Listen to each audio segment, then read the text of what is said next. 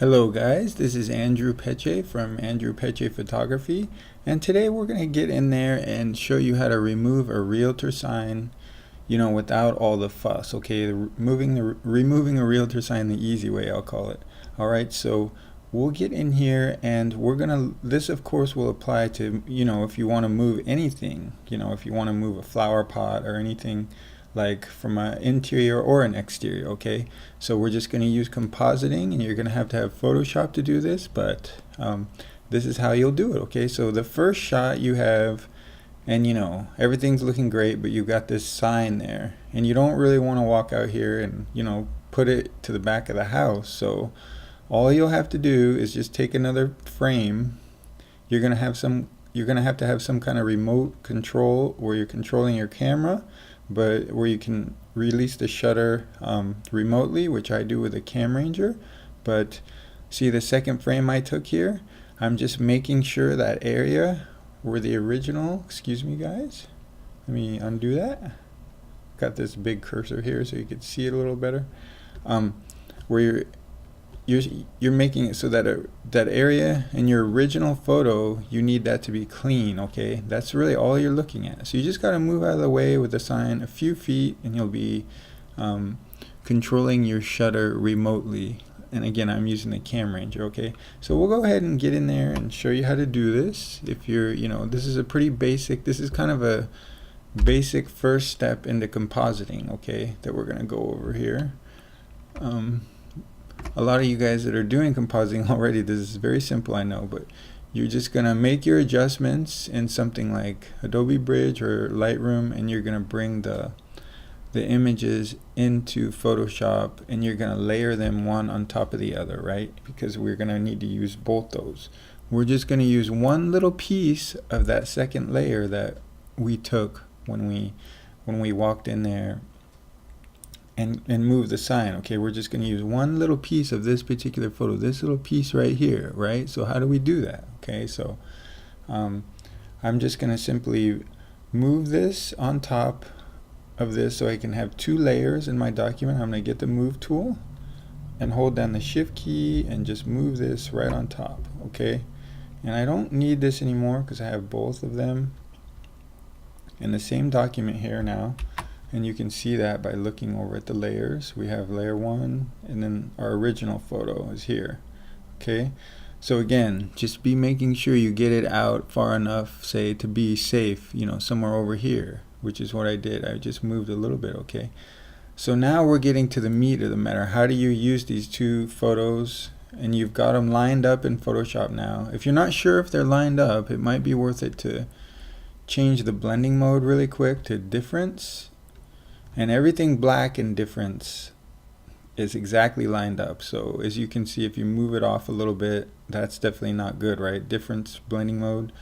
So difference kind of tells you if everything's lined up, and that's lined up. You can see the house is all black. Okay, the trees aren't black because they're moving. That's the reason. Okay, so that'll just help you manually kind of line things up if you ever need to. They have to be lined up. They can't be even a pixel off, because doing this compositing, things have to be exactly lined up, because it'll look blurry if it's not. Okay, but we're gonna kind of get to the meat of the matter now. We want to show from this layer that we're seeing right now, we just want to show this little piece, this one little area right here. Okay, everything else from our underlying layer is fine. We just want to show that one little piece. So how do we do that? The first thing we're going to do is come down here and make a mask, and just by default they come white, and nothing happened when we did that, right? Because we put a white mask, so white shows you everything. But we're going to have to turn that to black. Okay, we want to turn our mask to black. Okay, so I don't do it this way that much, but I believe you come up here to mode, adjustments, and invert. Okay, so, and I'm doing this just so you can visually see the Command I is the shortcut for that. Okay, so I'm going to do it that way. I'm going to just press Command I, or it'll be Control I on a PC, I believe, and that's going to turn black, right? And the layer from below is we're going to see the layer from below. All right. And at this point, I'll zoom in a little bit. All we've got to do really is get a brush, which is over here, where you can press the B key. And I'm going to, my opacity is at 100%. I'm just going to put my flow at 100% too in this example. And you can go ahead and size it accordingly over here. Right in this area, you can size it up or down, all right? And you know, this is about good to me, about a 40 pixel brush. And I'm just going to get in here and just paint that away and make sure this top color, this is your brush color, is white, okay? Excuse me. Make sure that's white because we're painting on a black mask. So if we're painting with black, that's not going to work, okay? So make sure you're painting with white, and you just get in there and it should magically disappear, okay? Because this is what we had underneath there, all right? That's what we had. So essentially what we're seeing here is, you might want to just feather it out a little bit.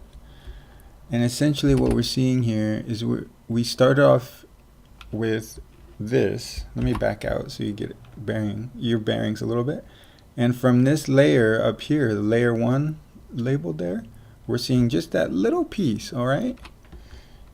You can see that if you click the backslash key on your keyboard, you can see what you've masked out, okay? And you might want to make it a little smoother than that, okay?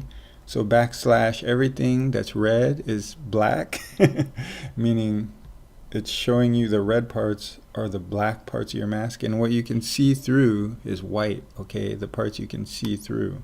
That's the backslash key, which I use a lot. All right, so that was it. There's where we started. And that's where we ended right there, okay? So we were just able to take that realtor sign out, and you know, we didn't have to do any cloning, we didn't have to walk around. And this will obviously work if there was a big, you know, a trash can right here. You could just move it, you know, a few feet, as long as you have that extra frame, okay? If there was a flower pot right here that you didn't like, you could just move it a couple feet, okay? And mask it in later. All right? So that's it for this time, guys. Please subscribe to the YouTube channel because I am currently in the process of making a very comprehensive tutorial about how to get started in real estate photography, and it covers everything from, you know, even if you don't know how to use a camera at all, even if you've never held like a DSLR camera, we go into that, and then we just kind of progress into lighting and the more complex things and how to get clients, and everything you need to get started in real estate photography will be covered in the video. So if you're interested in that, subscribe, and I think that's the best way to get updates on that, okay? But other than that, I appreciate you watching, and thank you, and I will see you next time. All right, bye-bye.